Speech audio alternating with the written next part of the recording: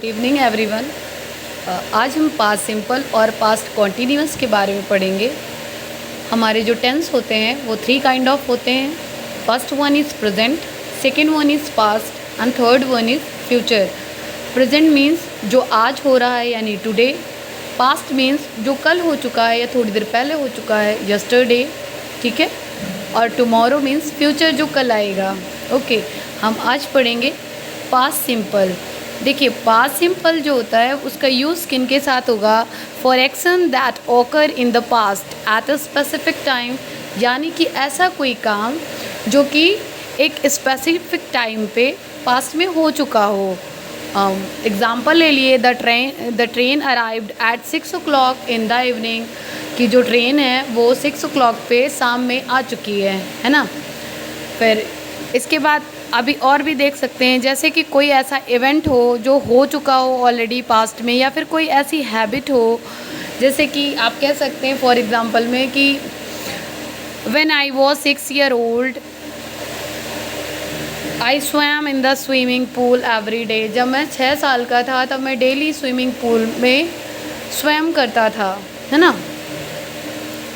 या ऐसे करके आप कह सकते हैं। तो इसका जो एक चीज़ और जाननी होगी कि जो वर्ब होती है, वर्ब की 3 फॉर्म्स होती हैं, first form, second form and third form.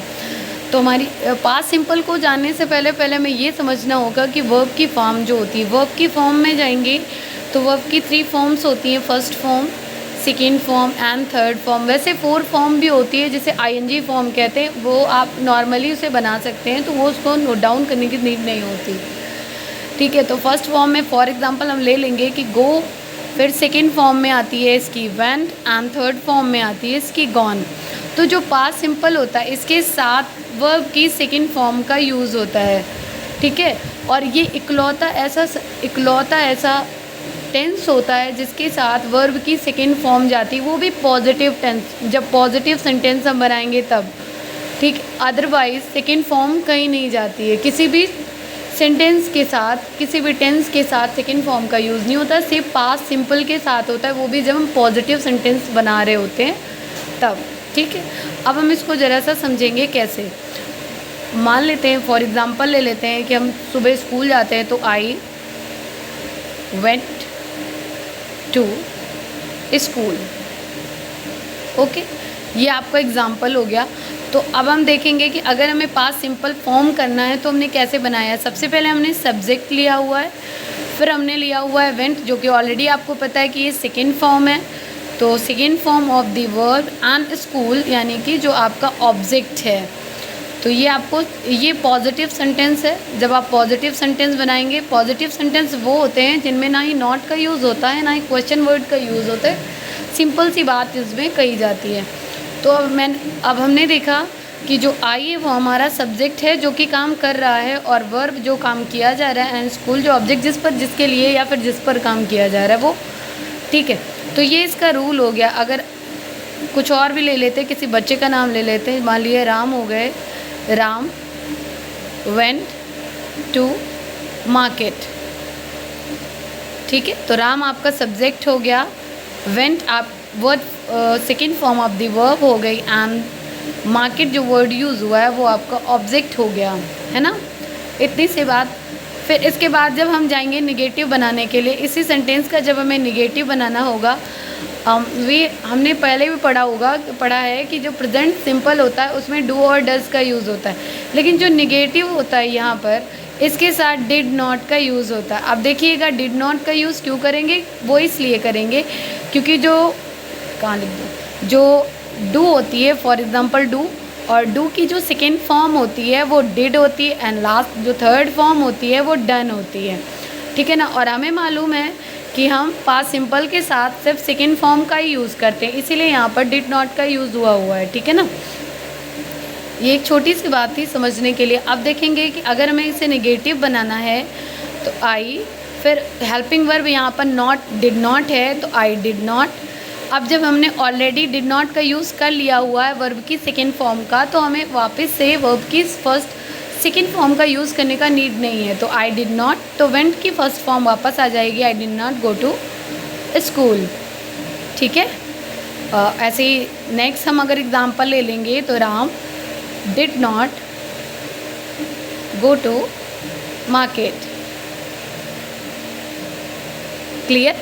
इतनी बात आपको समझ में आई होगी कि पास्ट सिंपल के साथ हम वर्ब की फर्स्ट फॉर्म का सेकेंड फॉर्म का यूज़ करते हैं, वो भी सिर्फ पॉजिटिव में। जब हम निगेटिव पे आ जाते हैं तो वहाँ की हेल्पिंग वर्ब डिड नॉट हो जाती है और हम वापस से डिड नॉट के साथ वर्ब की फर्स्ट फॉर्म का यूज़ करते हैं।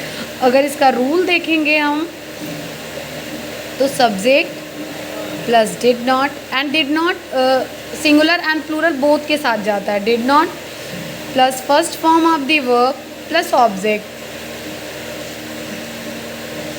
फिर इसके बाद जब हमें क्वेश्चन वर्ड बनाना हो तो अब हमें देखना है कि जब हम इंट्रोगेटिव लिखेंगे, अब हमें इंट्रोगेटिव बनाना, इंट्रोगेटिव मीन्स होता है क्वेश्चन वर्ड।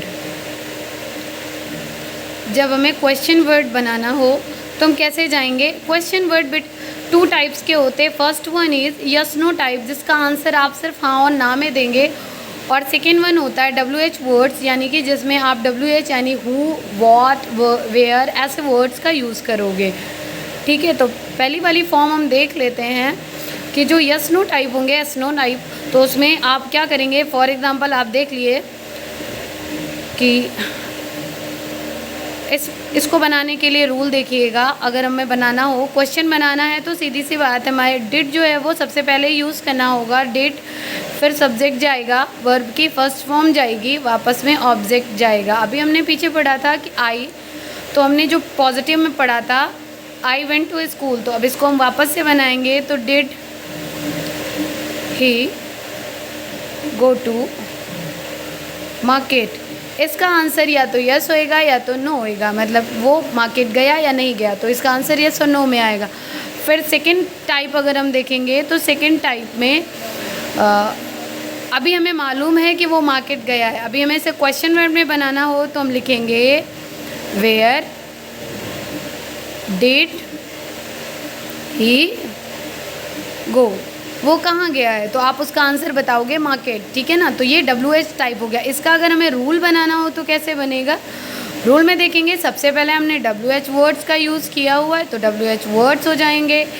फिर उसके बाद हमने हेल्पिंग वर्ब डिड का यूज़ किया हुआ है तो हेल्पिंग वर्ब डिड हो जाएगी।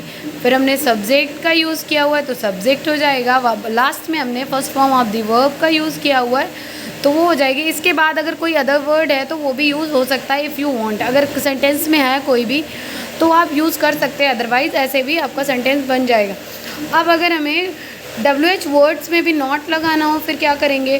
तो अगर हमें WH वर्ड्स में भी नॉट लगाना हो तो WH वर्ड में नॉट लगाएंगे कैसे? रूल देख लेते हैं।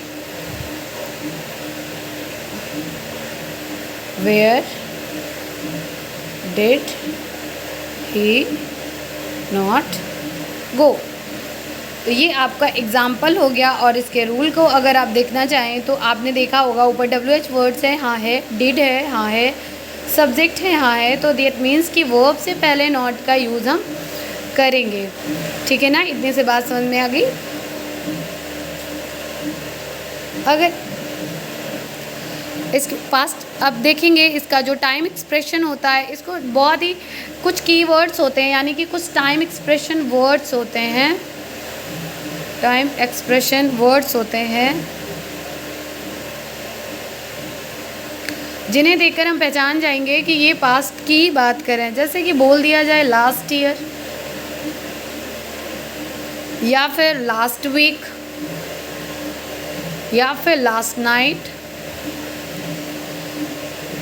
या फिर अ वीक